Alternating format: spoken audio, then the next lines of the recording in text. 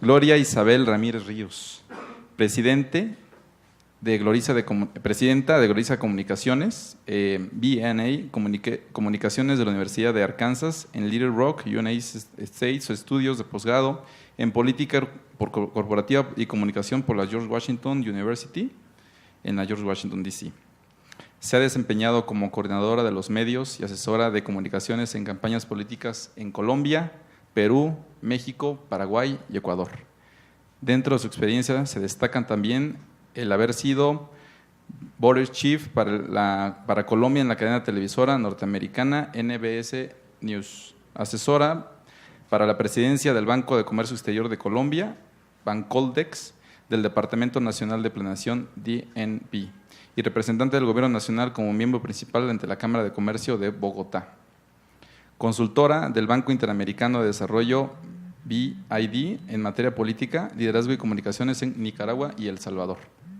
Miembro consultor y conferencista para Latinoamérica en the George Washington University, miembro de la Junta Directiva de Corporación Primero Colombia y de la Fundación United for Colombians. Asesora de la campaña de Iván Duque para la elección presidencial de Colombia 2018. Felicidades por esa gran victoria del presidente electo.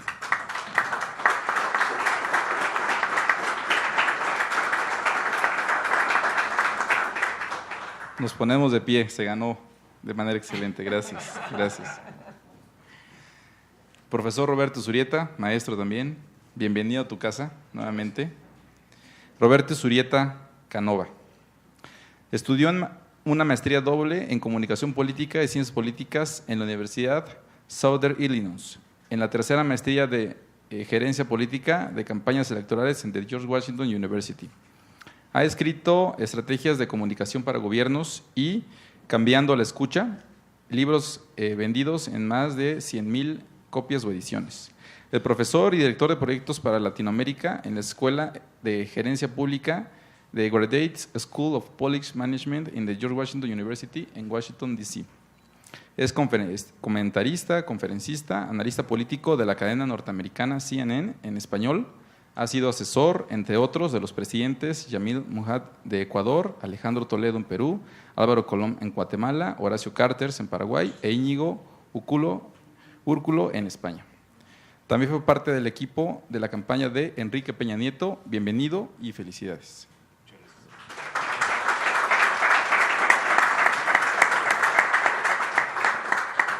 Gracias a todos ustedes por esta invitación tan especial de poderles contar pues una experiencia que seguramente para muchos es muy nueva, pero que seguramente la siguieron algunos si están interesados en la política y en el marketing político. Bueno, pues tuve la suerte de conocer a el hoy presidente electo Iván Duque hace unos 16 años más o menos. Curiosamente lo conocí en la George Washington University porque me invitaron a dictar una charla como estas después de la elección del presidente Álvaro Uribe en el año 2002. Y Roberto fue muy gentil en invitarme porque me había dicho, Gloriza, ¿cómo es que Uribe va a llegar a ser presidente? Yo lo veo imposible. Y bueno, pues por muchas de las estrategias y tácticas que también utilizamos con Iván Duque, también se ganó con el presidente Uribe. Después vinieron y allí lo conocí y desde allí empecé a tener contacto con él. Y hace más o menos unos 5 años él regresó a Colombia y regresó para ser parte de la lista al Senado del presidente Álvaro Uribe, después de vivir 14 años en los Estados Unidos. Este es un hombre de 41 años, ya vamos a ver un pequeño clip para ponerlos un poco en sintonía. Llegó para ser candidato al Senado de la República, pero obviamente con 0 reconocimiento, en una lista que el presidente Álvaro Uribe elige con 20 senadores, pero que obviamente ninguno tenía un voto, todos salen elegidos bajo el nombre de Álvaro Uribe. Entonces, es muy interesante cómo este hombre que después continuó, pero primero miremos cómo es una vida de verdad formada para llegar a ser presidente de la República. Y es que es posible cuando te preparas, es posible cuando trabajas, es posible cuando haces la tarea, es posible a pesar de que muchos decían es imposible. Entonces, bueno, a ver, ¿quién me va a pasar? ¿Lo voy pasando aquí? A ver, explícame, aquí lo voy pasando. Vale, es la formación de un líder. Iván Duque nació el 1 de agosto de 1976. Creció en una Colombia que tenía el título del país más peligroso del mundo. Su padre, Iván Duque Escobar, fue gobernador de Antioquia y ministro, con una biblioteca personal de más de 17,000 libros. Su padre le inculcó el amor por la lectura y el debate de ideas. Iván se graduó como abogado de la Universidad Sergio Arboleda, con estudios mayores en filosofía y humanidades, y con maestrías de la Universidad de Georgetown en gerencia de políticas y en derecho económico de American University. Su primera gestión pública fue en el Ministerio de Hacienda. Después fue seleccionado como gerente de la División de Cultura, Juventud e Innovación del Banco Interamericano de Desarrollo en Washington, D.C. Aquí fue coautor de Un Nuevo Enfoque, La Economía Naranja, un libro sobre la innovación, el emprendimiento y las industrias creativas como motor de desarrollo. Iván Duque es también autor de otros libros, como Pecados Monetarios, Efecto Naranja y su último libro, Indigna Acción. Por 8 años hizo parte del equipo económico de los 2 gobiernos del presidente Álvaro Uribe. Durante 4 años, Iván Duque viajó por el mundo con el presidente Uribe, realizando una defensa de la democracia en Latinoamérica. Iván Duque ha sido senador del Centro Democrático desde el 2014, convirtiéndose hoy en una de las caras más visibles y amables del uribismo. Bueno, entonces pueden ver ustedes un hombre que desde chiquito, ya lo veían ahí sentado en el Congreso. Él se propuso desde siempre, es un hombre que, bueno, tiene una biblioteca tan grande como la de su padre, además que heredó la de su padre. Sabe de todo. Bueno, esto es como el libro gordo de Petete. Entonces, un poco esta presentación es que más que una gran campaña, lo que tuvimos y lo que tenemos es un gran candidato, un gran presidente, un gran producto para aquellos que piensan en términos de mercadeo. O sea, un hombre al que solamente había que ayudarle a que las cosas se dieran, ayudarle desde el punto de vista estratégico, desde el punto de vista táctico, pero un excelente producto. ¿Cómo arrancamos? Arrancamos para los académicos haciendo un análisis DOFA. ¿De qué? De sus fortalezas, sus debilidades, sus oportunidades y sus amenazas. ¿Cuál era su principal fortaleza, pero también su principal debilidad? El presidente Álvaro Uribe. El presidente Álvaro Uribe, sin el presidente Álvaro Uribe, quizás Iván Duque nunca hubiera llegado a ser presidente de la República, pues porque inclusive la ley no lo permite. O sea, tenía que ser, primero ganarse la candidatura del Partido Centro Democrático, cuyo presidente es el presidente Álvaro Uribe. Entonces, pero también su debilidad era ser uribista. Y durante todo el tiempo, durante los 5 años de campaña, fue muy curioso porque al principio, para ganarse la candidatura del Centro Democrático, decían no, es que no es suficientemente uribista, es que es socialista, es comunista, un hombre absolutamente de centro, más bien de centro derecha, pero esas eran las críticas. Y cuando ya se gana la candidatura del Centro Democrático, entonces las críticas eran, es que es el títere de Uribe. O sea, siempre Uribe allí presente, para bien o para mal. Entonces, pues fue muy estratégica esta campaña, porque de verdad que sí es una fortaleza y sigue siendo una fortaleza el presidente Álvaro Uribe, como él siempre contestaba, y su inteligencia para contestar siempre esa pregunta, que hoy como presidente electo se la siguen haciendo. Bueno, ¿usted va a gobernar en cuerpo ajeno? Entonces sigue siendo un poco esa pregunta, y no.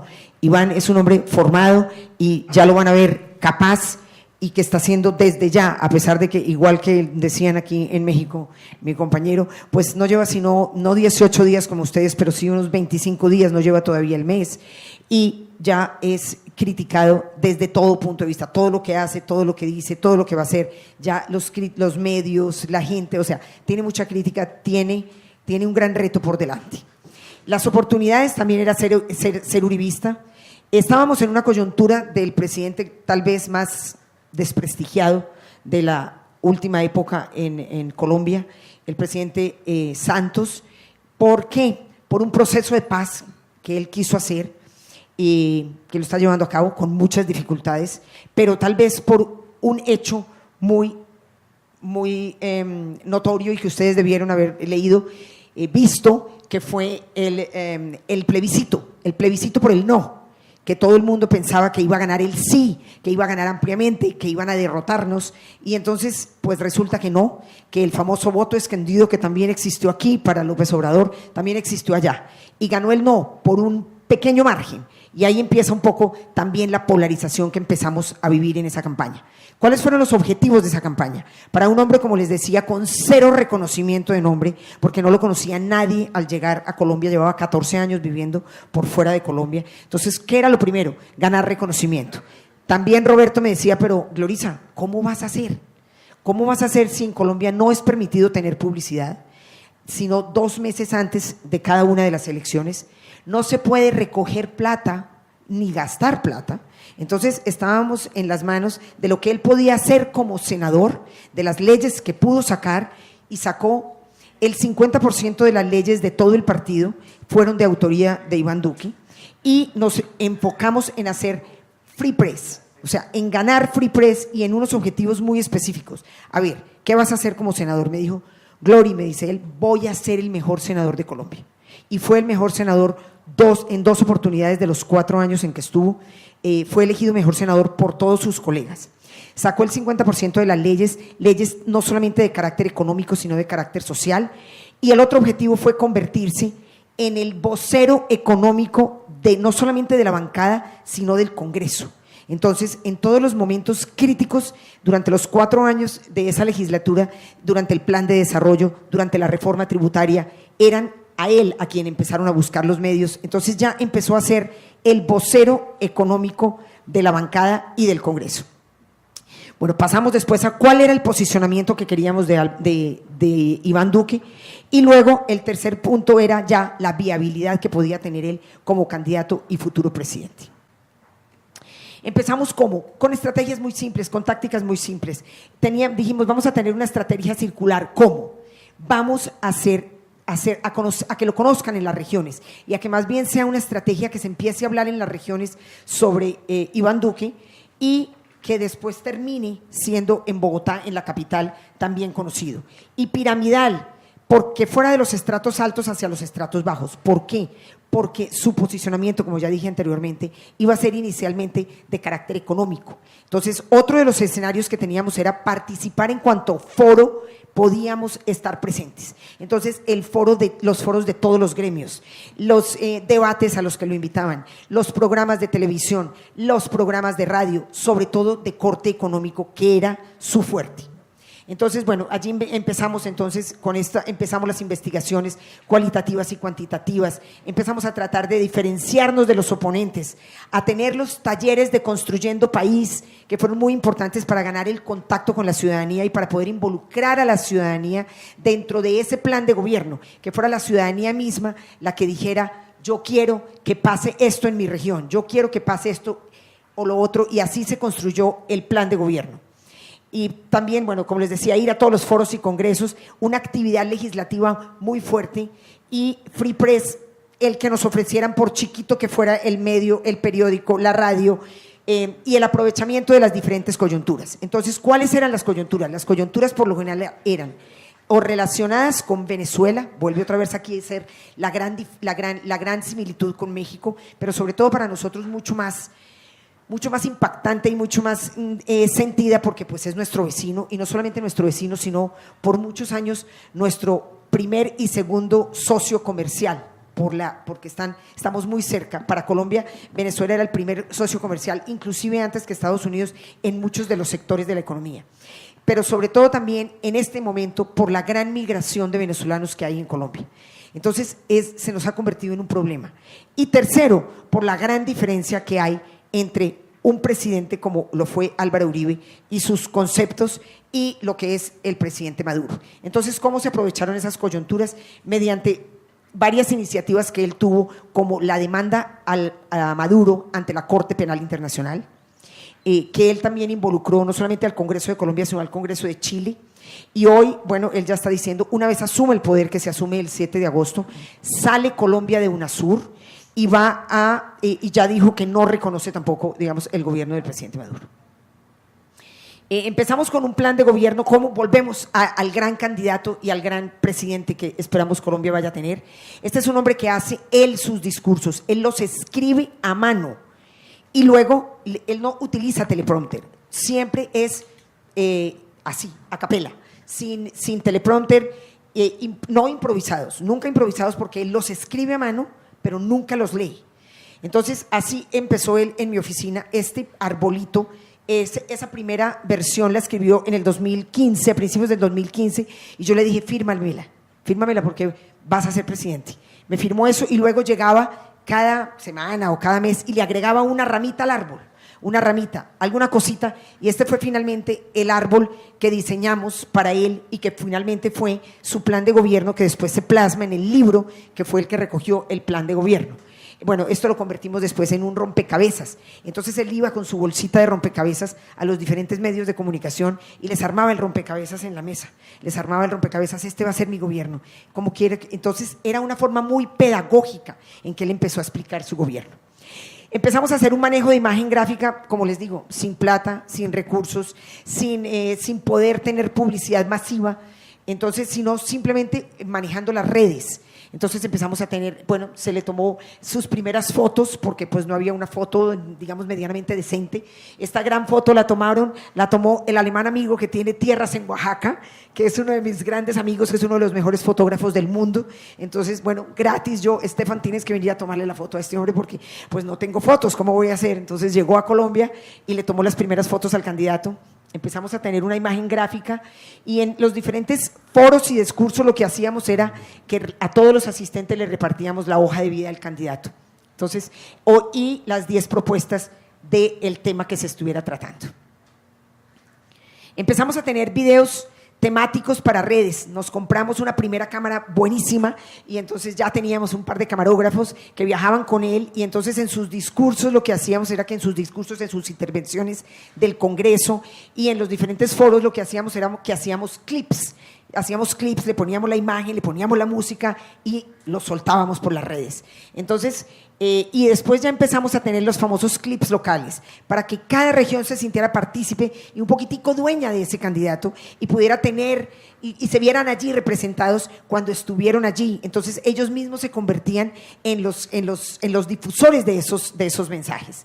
Teníamos youtubers semanales, teníamos videos de propuestas por temas, bueno, empezaron las visitas a los diferentes municipios y teníamos clips para teléfonos y para redes.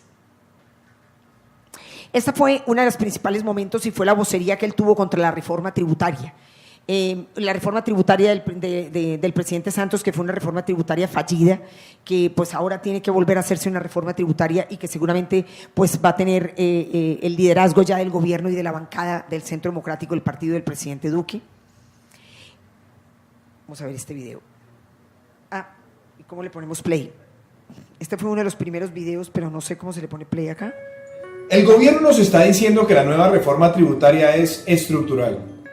La verdad, de estructural, pocón, porque la columna vertebral de esa reforma se llama IVA. El IVA va a ser casi que todo el recaudo nuevo que va a generar esa reforma en los años 2017 y 2018. ¿Y cuál es la propuesta del gobierno? Subir el IVA del 16 al 19% de un solo golpe, justo cuando la inflación está alta y ya se comió el aumento del salario mínimo. Y la verdad, la propuesta que nos ha traído el gobierno le dice muy poco a los colombianos. Si realmente queremos una reforma estructural, no podemos pasarle a la clase media toda la cuenta del derroche de los últimos años de la renta petrolera. Reflexionemos sobre si esa propuesta del IVA es la indicada. Bueno, ya ustedes oyeron ahí, va a ser lo mismo que hizo el presidente Uribe durante 8 años, que fue además su principal estrategia para estar en contacto con el pueblo. Él todos los sábados de su vida hacía los famosos consejos comunitarios y Iván Duque va a hacer lo mismo en sus talleres Construyendo País. Bueno, muchas gracias. Ha sido un placer para mí poderles contar un poco la historia de lo que fue esta linda campaña, dura, difícil, larga, pero exitosa.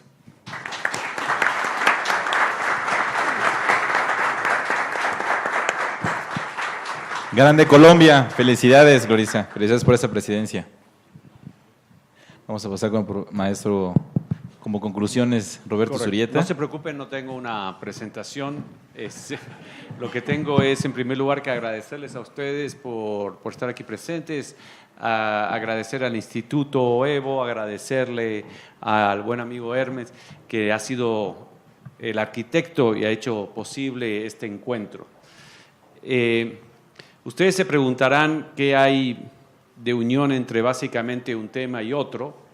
La manera más fácil es decir las dos últimas campañas ganadoras, analizarlo, pero personalmente que quiero agradecerle la posibilidad de poder tener esta oportunidad intelectual, es porque para mí hay una gran lección cuando uno ve las dos campañas juntas. Y es lo siguiente: México votó por el cambio, abrumadoramente por el cambio, lo que dependerá de las posibilidades del gobierno, etcétera, etcétera, si es que ese cambio se produce o no se produce. Yo vengo sosteniendo desde hace muchos años que en México el sistema político estaba colapsado.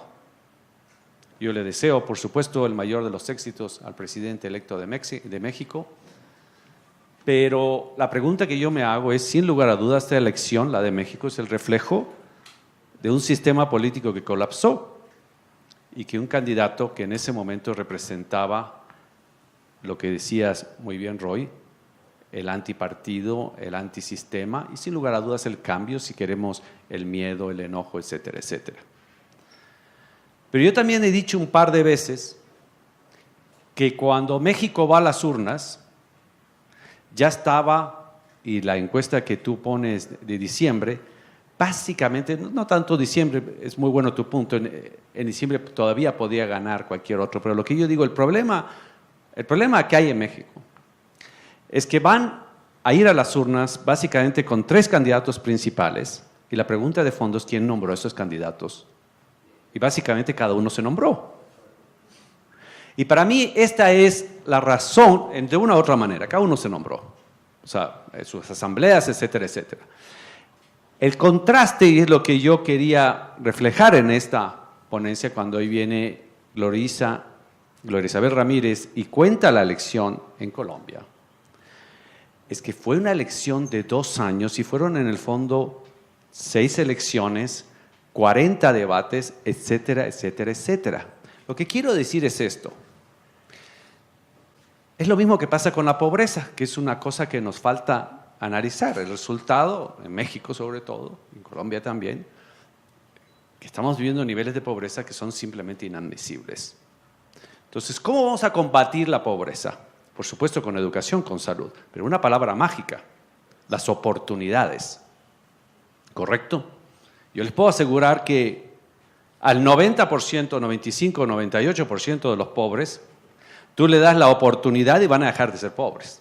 El problema es que vivimos en una sociedad donde no da las mismas oportunidades.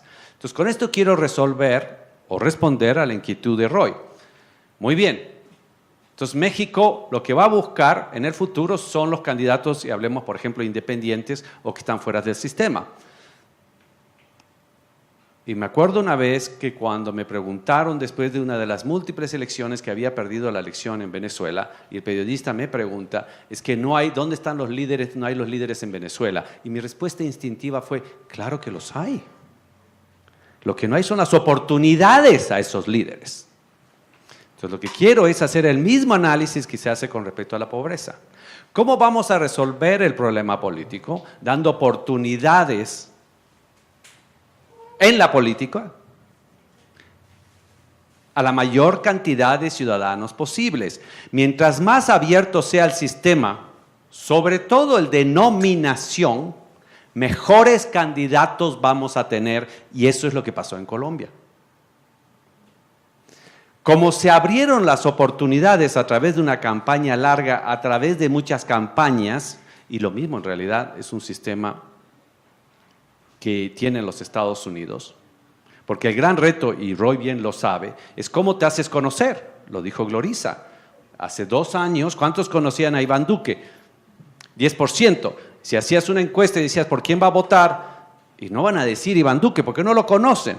Pero si es que hay un sistema abierto de nominación, donde sí hay al inicio muchos debates, porque no nos engañemos, si quieren resolver la pregunta, y al final de la campaña, al principio y al final de la campaña solamente un 5 o 10% van a ver los debates y realmente van a decidir en función del debate.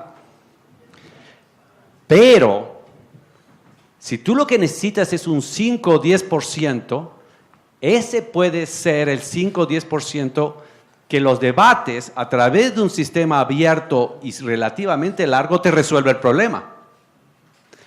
Y otra cosa que se ve muy bien en la ponencia de Glorisa, y es interesante, Álvaro Uribe surge, va ganando esas batallas, en realidad por su capacidad. Es un hombre, y así se lo he dicho muchas veces, es de los hombres más brillantes, completos y estructurados que he conocido en mi vida. Tiene todas las ideas en orden. ¿Con eso vas a ganar una elección presidencial? No. Me da pena decirlo y pueden pensar en lo que se les dé en cualquier referencia. No. Pero, si es un sistema abierto, secuencial, lo que sí permite y le da una ventaja que creo que termina siendo un beneficio después para los países, es que las personas que pasan ya a la recta final son los mejores, sobre todo aquellos que tienen las ideas muy en orden. Y la otra gran lección que vemos en la exposición de Glorisa es que tú ves al inicio, en las entrevistas, etcétera, etcétera, ves un hombre que está expresando toda la capacidad intelectual que tiene, pero después ves un hombre que te da corazón y que te da emoción. ¿Por qué? Porque en última instancia, al final de la recta, esto es un proceso de votación, o sea, la gente va a ir a votar en función a sus emociones gran parte. Y yo quiero reconocer y revalorar la emoción porque una de las grandes emociones, y Roy se refería a que pasó en esta elección, el miedo, las iras, pero también la confianza. La confianza es ante todo una emoción. Y el voto es un acto de confianza, que es lo que ha hecho México. Le ha dado un voto de confianza a Manuel López Obrador.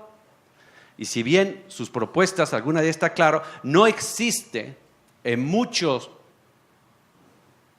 de las personas, inversionistas, etcétera, etcétera, la misma claridad de su estructura mental que sí tiene Iván Duque.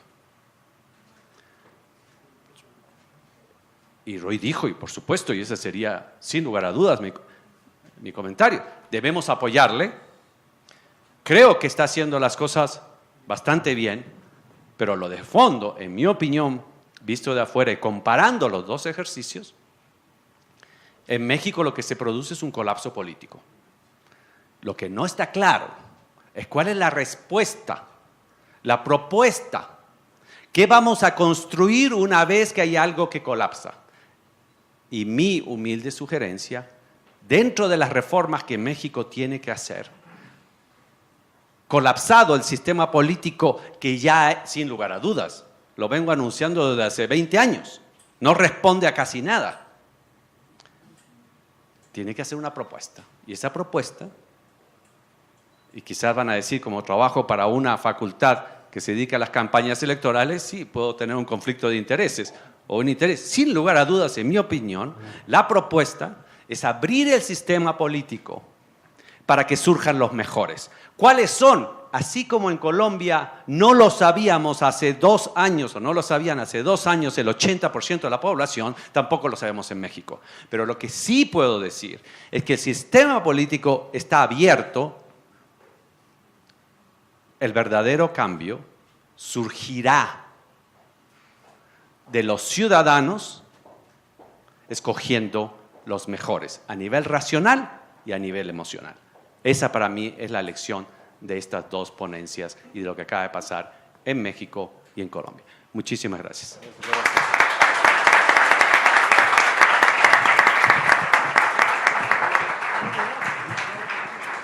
Muchísimas gracias, Roberto. Las 3 ponencias contundentes, las 3 ponencias muy congruentes, las 3 ponencias congruentes nada más en el éxito. No estamos en especulaciones, estamos en hechos reales. Las 3 ponencias se ganaron. Estamos ante hechos no imaginarios, no en un sueño, no en una idea. Los 3 hechos acontecieron y se ejecutaron. Se ganaron las presidencias que no se creían que se iban a ganar, que incluso había duda o lo que haya habido. Se ganaron. Hay un hecho concreto, no solamente hay una expresión, hay una ejecución, un acontecimiento en la realidad. Se ganaron. Hay varios factores, hay varios puntos que anoté. Sin embargo, entre México, Colombia y lo que vimos, ¿no? El monstruo de México en la parte política y toda la parte de la cadena en triángulo, la parte de Colombia, cómo se fue dando un presidente que va ganando por motivos y méritos personales y siendo el mejor. Y en conclusión, ante hechos coherentes donde finalmente acontece y puede haber un cambio histórico en la sociedad mexicana, colombiana, sin duda en ambos casos y en el mundo está habiendo un factor que es simple y sencillamente una cosa, un cambio político, técnico, emocional en la forma de cómo se van haciendo las campañas hoy en día. Ya no se gana como se ganaba antes. Hoy en día hay redes sociales, hoy en día hay medios de comunicación y están aconteciendo esto en diversas partes del mundo. Como conclusión y para dejarlo ahí nada más, y es una expresión muy, muy personal de lo que estamos viendo, el México y el Colombia y el mundo se construye de adentro hacia afuera. Si no creemos en los líderes y en uno mismo y no existe esa confianza personal y empezamos a construir esa parte honesta, combinada con profesionalismo, dedicada a la práctica y ejecutada con hechos reales y verdaderos, que es la experiencia en una verdad, no existe un cambio positivo. Si no hay una creación de líderes, no existe nada de lo demás. Aumentaría la crítica también de los puntos que dijo Roy. Aumentar el salario mínimo es importantísimo en el mundo, ya México que aumente su salario mínimo, es importantísimo. Es importantísimo, ya lo tiene Colombia, ya lo tiene bien, etcétera. Para cerrar esta ponencia, les felicito a los ponentes, a ustedes por su paciencia. Muchísimas gracias por escuchar.